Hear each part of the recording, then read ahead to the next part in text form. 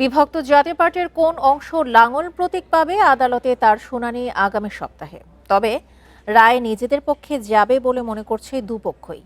এরই মধ্যে জোরে সোরে নির্বাচনী কর্মকাণ্ড চালাচ্ছে জিএম কাদেরের নেতৃত্বে থাকা অংশটি। দলীয় কোন্দলে জুলাই অভ্যুত্থানের পর সাবেক প্রেসিডেন্ট হুসেইন মুহাম্মদ এরশাদের জাতীয় পার্টি আবারও ভেঙেছে। একটি পক্ষ নির্বাচনের প্রস্তুতি নিচ্ছে জোরে সোরে। এরশাদের ছোট ভাই জিএম কাদেরের নেতৃত্বে একটি অংশ। আনিসুল ইসলাম মাহমুদের নেতৃত্বে রয়েছে দলের সিনিয়র নেতাদের একটি বড় অংশ।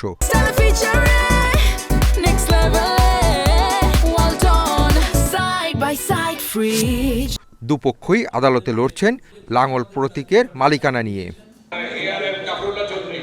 জাতীয় পার্টির আনিসুল অংশের মহাসচিব রুহুল আমিন হাওলাদার মনে করেন, দলের মধ্যে ঐক্য না থাকলে সারা দেশ নিয়ে ঐক্যের কথা বলা বেমানান।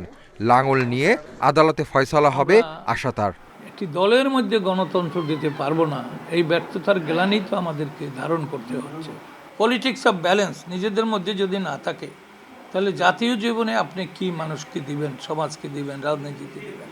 জিএম কাদের অংশের মহাসচিব শামীম হায়দার পাটোয়ারি বলেন, রিটার্নিং কর্মকর্তা জিএম কাদেরের স্বাক্ষরিত মনোনয়ন বৈধ ঘোষণা করেছে। কোর্টের রুল জিএম কাদেরের পক্ষে আসবে বলে দাবি তার। অন্য জাতীয় পার্টির যে ফ্র্যাকশন যে মনোনয়নগুলো দিয়েছে, সেখানে রিটার্নিং কর্মকর্তা বলেছেন এটা নিবন্ধিত দল না, সেগুলো কিন্তু ওই কারণে বাতিল হয়ে গেছে। অর্থাৎ জিএম কাদেরের লাঙ্গল প্রতিষ্ঠিত হয়ে গেছে, এটা নিয়ে আর কোনো সংশয় নেই। হাইকোর্টে একটি রুল পেন্ডিং আছে, যথাসময়ে সেটি শুনানি হবে এবং আমার বিশ্বাস শুনানি হলে সেটা খারিজ হবে। দু অংশই এরশাদকে তাদের পার্টির প্রধান হিসেবে দাবি করছে। শেষ পর্যন্ত দুপক্ষের ভাগে কি আছে তা ঠিক হবে কোর্টের রায়ের পরই। Hasib Mahmud Shah, independent news, Dhaka.